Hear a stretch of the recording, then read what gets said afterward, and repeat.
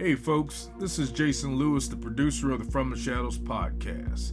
I just want to remind you about our website, FromTheShadowsPodcast.com. We have a Facebook page. We would appreciate it if you like and follow. Also, join our discussion group on Facebook called After the Shadows. We have a Twitter feed. Please follow us on Twitter. It can be found with @podcast_from. Follow us on Instagram at From the Shadows Podcast. We have a YouTube channel. Go to the search bar at YouTube and put From the Shadows Podcast, and please subscribe to that channel. We are also on the Odyssey Radio Network, and we can be found there at odyssey1.com. We're still on the traditional podcatchers that everybody loves to listen to us on. We get a lot of feedback, so please rate the podcast and communicate with whether you're on Spotify, Stitcher, TuneIn, Apple Podcasts, Podbean, or Google Podcasts. We're there, and we appreciate it when you leave comments for us. We also have a Patreon page. It can be found at www.patreon.com/FromTheShadows. You can receive books, stickers, coffee mugs, and special content just for our Patreon subscribers. Check it out for yourself and see what packages that we have to offer. Well, that's all I have for you right now, folks, and thanks for being a part of the From the Shadows podcast family. So with that being said, let's get this episode started. So, Howler, first show of 2022. How do you feel? You know, I have mixed emotions. I'll be honest with you. I have mixed emotions. Well, what are those mixed emotions? Well, from the time you talked to me earlier today to today, well, I'm just going to put it out there, okay? I'm just going to put it out there. All right. I don't want to sound like Mark Maron complaining about the world or my life. Okay. But, okay. I got my garage and yard looks like a motorsports showroom of 20-year-old motorsports, right? So I told my kids the other day, I said, hey, why don't we, now I've got a new four-wheeler I bought in 2018, Polaris, fuel injected, automatic, doesn't miss a lick. So I tried to talk my kids in. I said, let's sell a couple of these old ones, and then I'll just buy y'all a new one. You know what I mean? Is it 2018 an old one? No, that's the one they gravitate toward. They gravitate to mine. Okay. Yeah. So anyway, I went to Arizona last week. Yeah. Yep. Okay. Did I talk about it in the podcast? I don't remember. Did I talk about it last week on the podcast? Yeah, you were trying to find George Norrie coast to coast and failed. Yeah. So anyway, well, one of the fine machines I took was a 2010 Can-Am DS250. It's a little automatic sport quad, nothing fancy, but they're good kids four-wheelers, you know what I mean? And my cousin's kid wanted to ride it out in the desert. So we got way out in the middle of nowhere, and then he didn't want to ride it back. He wanted to get in his grandpa's side-by-side and ride home. So the only way I could get my little four-wheelers back is I rode it, okay? And so I rode it, I don't remember. I rode it 38 miles one day, okay? Holy crap, okay. Yeah, and 38 miles on my big fuel injector job. So anyway, to make a long story even longer, I had two little ones. I put them on Facebook Marketplace. The first one, I had 50 people call me, and the first person looked at it, sold it. I bought it, paid me cash. My brother is texting me saying, dude, why are you got these prices so cheap? Blah, blah, blah. And I said, well, I don't know what they're worth anymore, and I don't, you know what I mean? I don't know. So I got back to this other one. I had 18 people.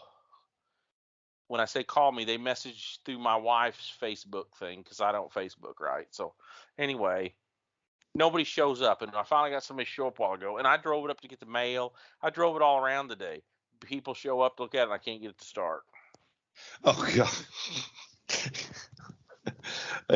That's about right, though, right? I mean. Yeah. So then I flooded it. Of course, part of it is because my daughter was sitting there and she goes, you want me to go out and start it for you? And I said, no, I know how to start it because the kids ride it, right?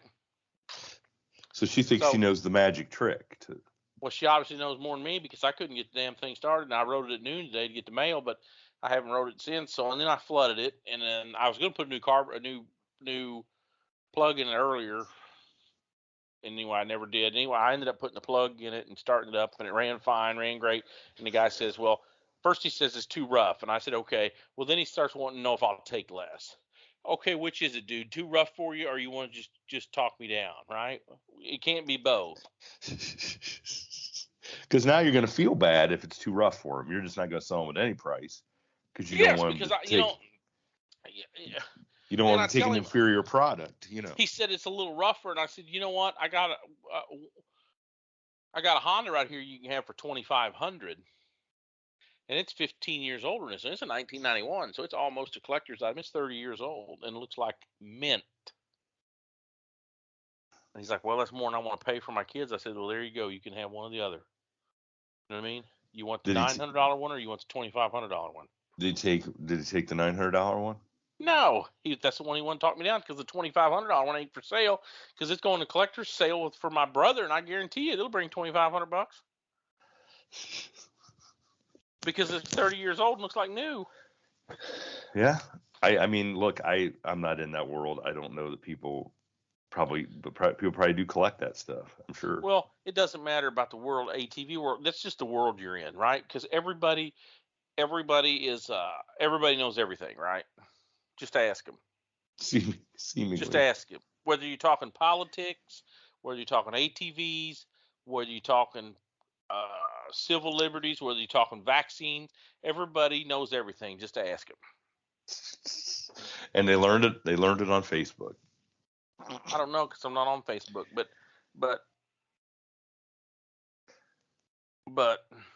hey, you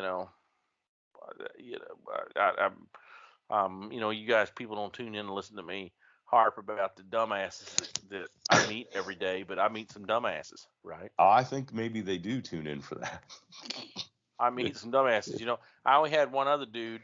I had one other dude that come and looked at it, and he showed up in a Gulfstream jacket, and he looks like he's a short guy, and I don't want to rail on short people because I might have some short fans, but he reminds me of another friend of mine an actual friend of mine who's a short guy. And he makes up with it by dressing meticulous at all times, right?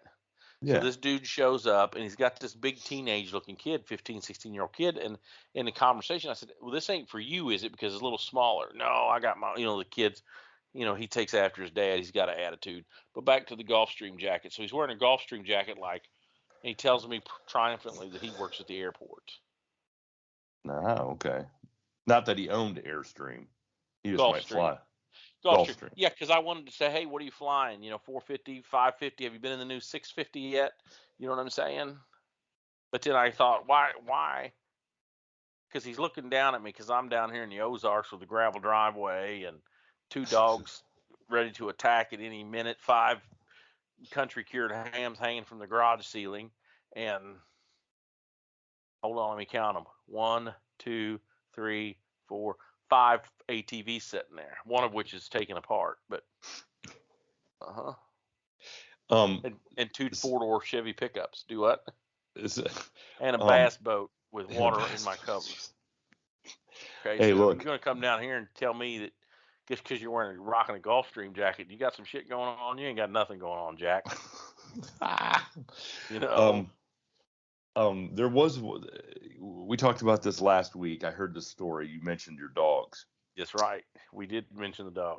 And I was blown away by this story I heard in the news about, was it over in India where the dog killed the baby monkey, and the band of monkeys got together and killed the dog, just threw it off. I mean, I don't know how high. Was it 255 or 355?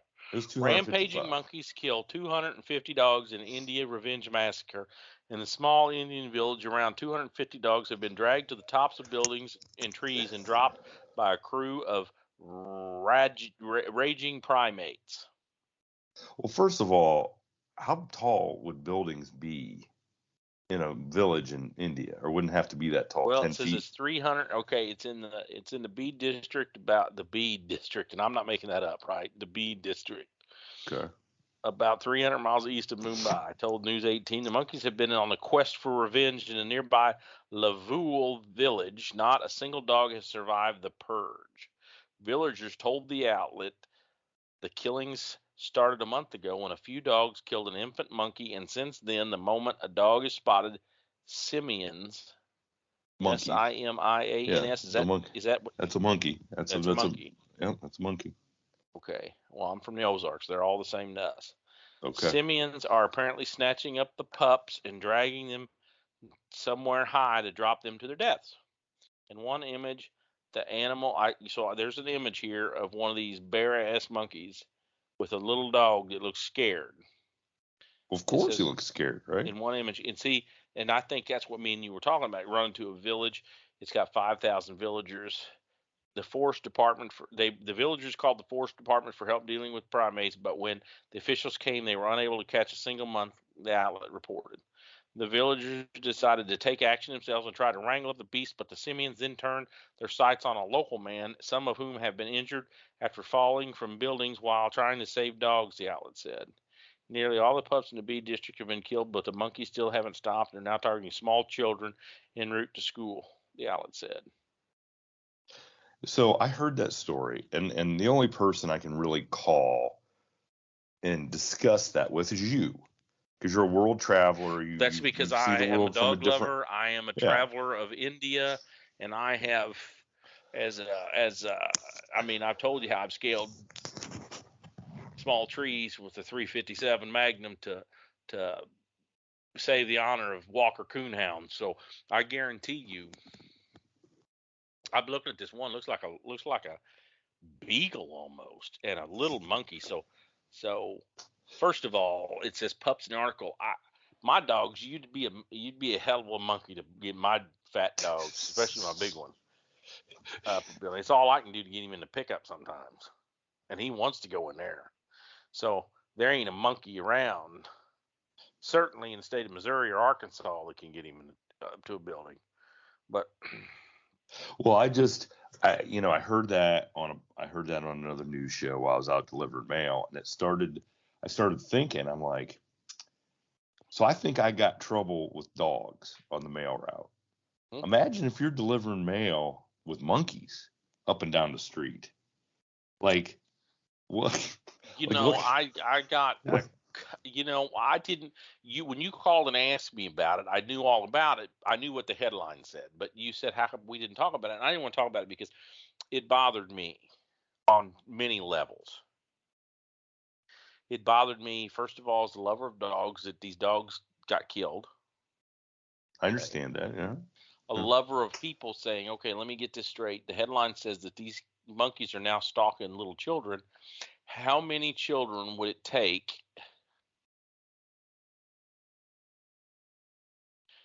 before you would have to take, I don't want to say matters in your own hand, but I guarantee you, if a monkey come down my neighborhood, and I live on a dead-end gravel road, right? My youngest boy got a Henry Golden Boy 22 long rifle for Christmas from Santa Claus. And I guarantee you, before he'd get attacked by a monkey more than once, that he would introduce them. I doubt if he'd go with the 22. He'd probably just go straight to 410 or 10-22 automatic, or dare I say it, I'm going to say it. I'm just going to put it out there. Okay. AR-15. And there wouldn't be a monkey around. Well, you'd probably have some monkey rump roast hanging from the rafters, along with the hands, right? Yeah. So the fact that these grown men in this village look for the authorities to save their dogs and children, as opposed to walking out there and doing it, bothers me, but doesn't surprise me, right? Which is one of the reasons why I love going to India. I have had the pleasure of going to India, and it's like... Were monkeys sacred in India at all, like cows? I don't know. Cows are, but I every once in a while I read a headline where they lynch people over there for doing the wrong thing. heaven forbid, I know they think the monkeys in Mumbai screwing around because you get in Mumbai and stuff. Now, I was there shortly after the attacks on the Taj Mahal. You know what I'm talking about? Yeah. It's Taj Mahal terror attacks, and every street corner had a Indian policeman with the FNFAL battle rifle. I mean, we got off the airplane at the airport, and the airport had these old British-looking, Land Rover Defenders with 50 cows in the turret. You know what I mean? So for monkeys. But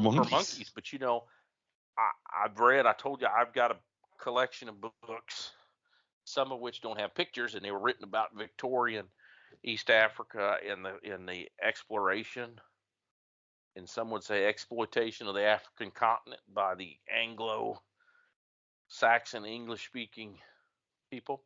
But one guy talks about how he had taken over at post-World War I.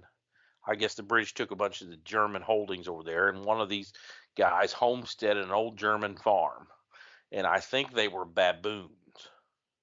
Ooh, those are nasty. Those are extra. He had talked about this farm had been fallow for 2 or 3 years, so him and his native farm workers, employees, if you will, moved in, took over this farm, and how the baboons were scaring them all the time, and they would try to scare them and make loud noises and one thing after another. And one day, one of these baboons killed a native child. I guess sunk its little canines right into the head and killed it.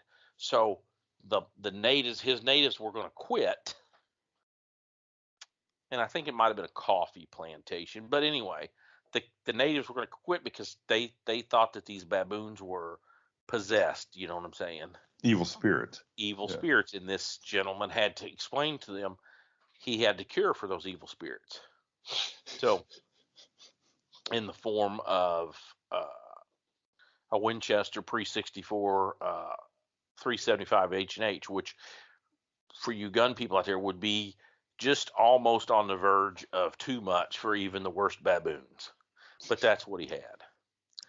And he went out there and he had to wage war. In his writings, he talked about every 3 or 4 or 5 years, there would be a new generation of young primates out there tearing stuff up, and you would have to go make an example out of enough of them. But in this first one, he went and started whacking all the full-grown males, and he left some matriarchal, some grown females, but essentially had to chase them and put the fear of God on him. And he talks about how it bothered him a little bit, worse than trench warfare in the big war, because these monkeys truly were terrified after he had killed a few of them, these baboons. But so, I think that another thing that shows you how far the Commonwealth and its countries have fallen, because even the tigers, right? They had the man-eating Savo, and then they reach out and get some ne'er-do-well British colonel and goes out and kills the tigers and appeases the natives. And they just don't have any Anglo-Saxon conquerors left to go out there and whack these primates. Tigers or monkeys or whatever. It's interesting.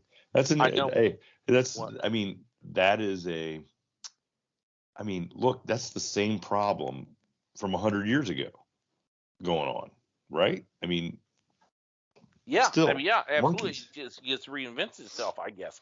I don't know. I just know that if I thought that there was an animal out there that was going to kill my dog, I would take matters into my own hands, right? I think there's a lot of dog owners that would, yeah. Back to these monkeys. I went to school with a guy who went to jungle school. My generation of dudes, Army guys, were counter drug guys. Most of them, if you got into that world in the late 80s, you got to go to jungle warfare school down like Panama or somewhere in Central America. Remember, they were finding Pablo Escobar and doing all that stuff. And my buddy was telling me how one of the things to do in jungle school is eat a monkey. Really? Yes. So if you go to SEER school, survival, escape, and resistance school, like Fort Joint Base Lewis McChord, I got a real good friend of mine that I should get on the podcast one of these days, maybe.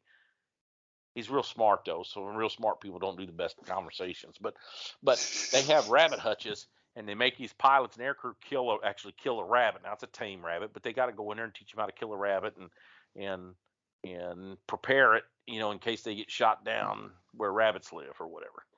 So they don't starve. So they don't starve, because a lot of people, especially new, what I mean, like your grandpa's era, grew up on a farm and knew how to kill a rabbit or kill a squirrel, or what I mean. But some of these people have never been blooded. They've never killed anything. They've certainly never sat there with a little bunny foo-foo or whatever and whop him on the head. So I'm talking to my old roommate about this jungle school, and I said, "How do you do it?" And he said, "Well, what you do is you really don't need anything to do it.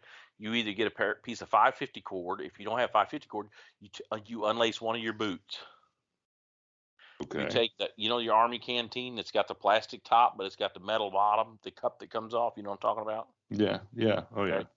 So you take your silver aluminum cup off the bottom, and you tie it to a tree. Fill it half full of water. And you walk back, and these monkeys will come down there because it's silver. They'll pick it up, and they'll drink from it, and they'll try to take it. And when you walk up to them, he says they will screech and scream and holler, but they will not let go of that cup. Once they have it in their hands, they won't and they will let you knock them on the head or skewer them with a bayonet, but they will not let go of that silver cup. That sort of sounds like a lot of humans. So, yeah, I do. That is right. I didn't think about it like that. And he says what happens is the whole jungle canopy erupts in screeching monkeys and stuff. But that's how you do it. So I don't know if you tied. I guess they wouldn't be able to take a dog on a chain, would they? Because then they would sit there and. Oh man, I saw a Bigfoot show where the guy actually, to draw the Bigfoot in, he had no other choice but to tie his dog out there to draw the Bigfoot in. Well, how do we know Bigfoots are attracted to dogs? I don't know. He must have. He had some experience doing it. Like they were messing with his dog. I think he was a guest. I take that back. He was a guest on the show telling us about that. Yeah. Now that I'm thinking about it. Yeah. He was. He was kind of like.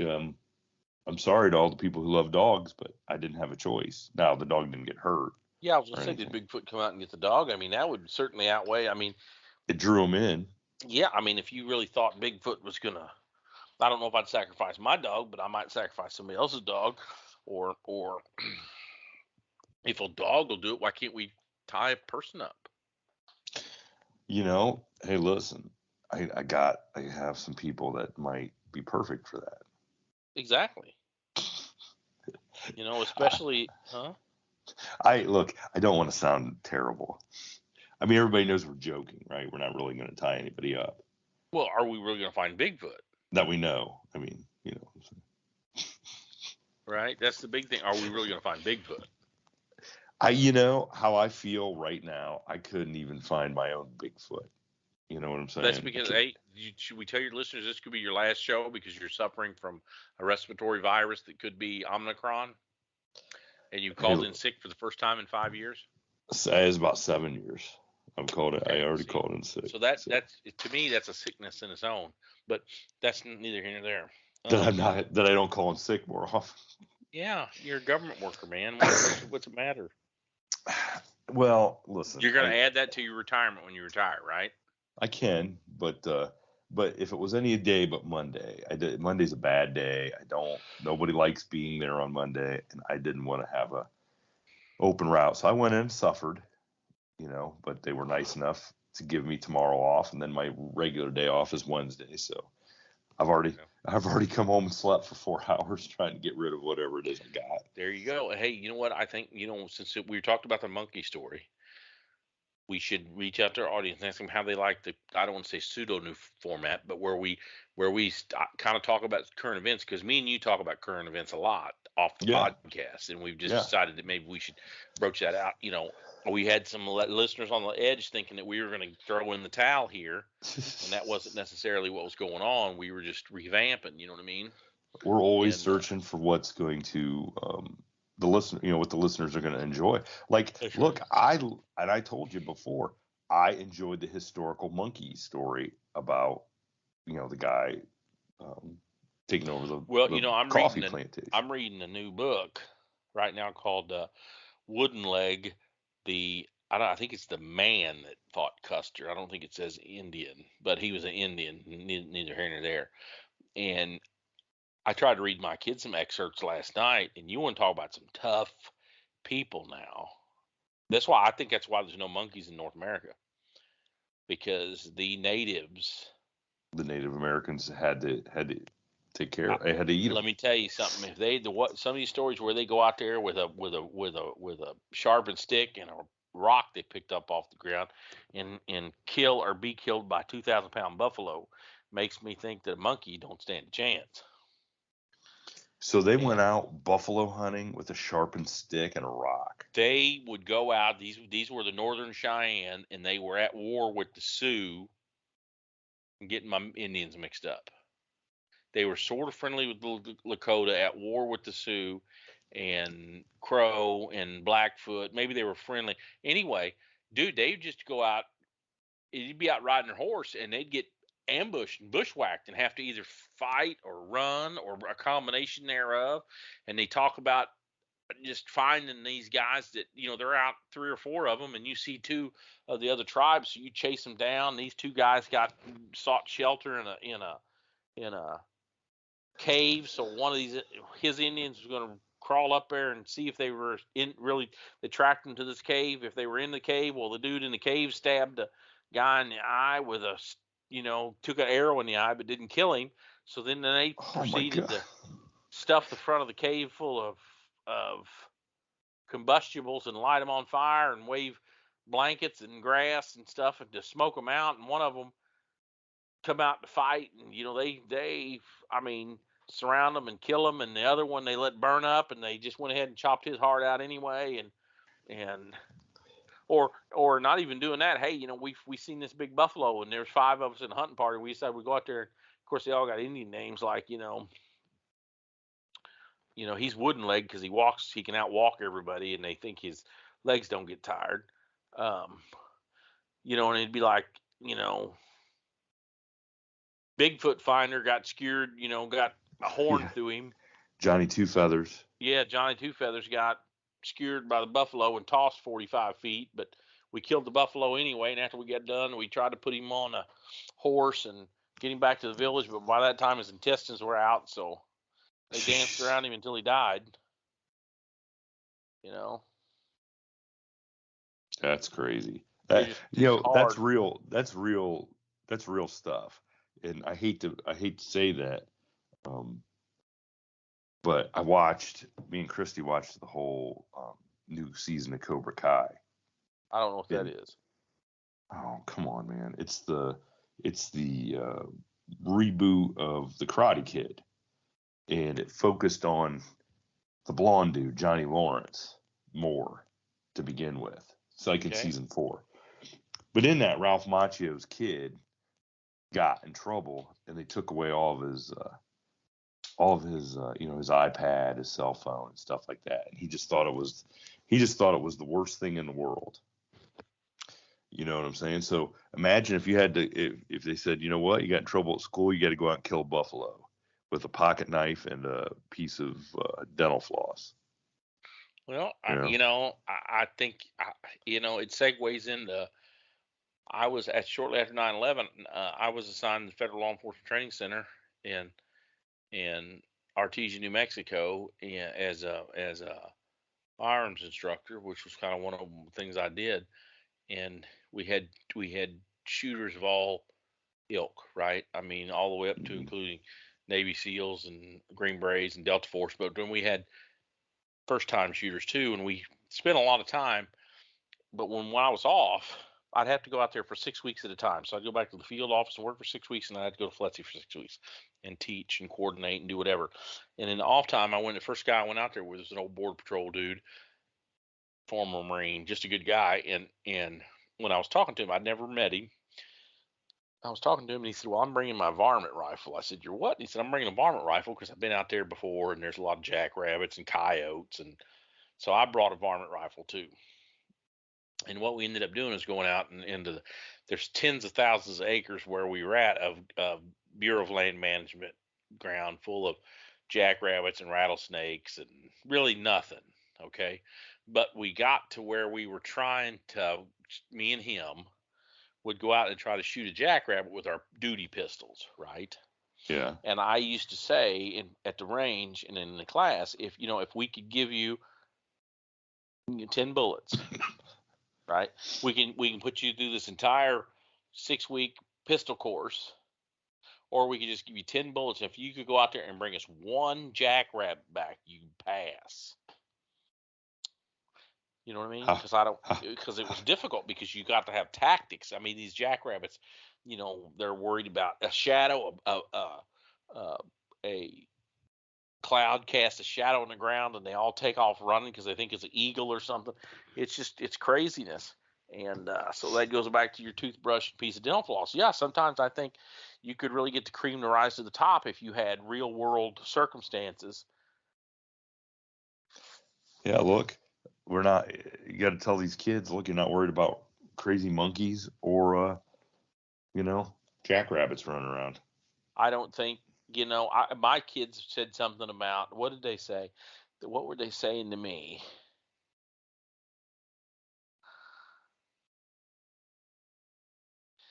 There was somebody on the radio was talking about a Beatles song, or I don't remember how it was a Beatles, and my kids were making fun of the Beatles and making fun of boomers in general. And I'm not really a boomer, but let's just say that they don't know the difference, right? Yeah. Okay. And what were they called? They were calling me something, and I said, just call me the walrus, cuckoo, cachoo. And they were like, what? That stopped them. It stopped 3 of them. They were verbally attacking me, mentally assaulting me, and I am the walrus, cuckoo, cachoo, stopped them all because they don't even know what the heck I'm talking about. So I got almost zero relation with if you've got a little white piece of plastic hanging out your ear, that's, as would the great auctioneer say, just walk on by. Walk on by, Leroy Van Dyke. Just walk on by. Walk on by. How many of our listeners know that reference? All of them, I'm assuming, right? I hope. That's a Missouri. Hey, that's a Missouri man right there. Sign out here on US 65 in Snelling, Missouri. Yep, that's right. Leroy Van Dyke. Leroy.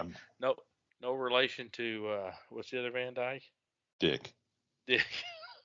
That's right. No relation to Dick. Anyway, tune in next week for some more tips on the world and how to survive it. Thank you for tuning in to this week's episode of the From the Shadows podcast.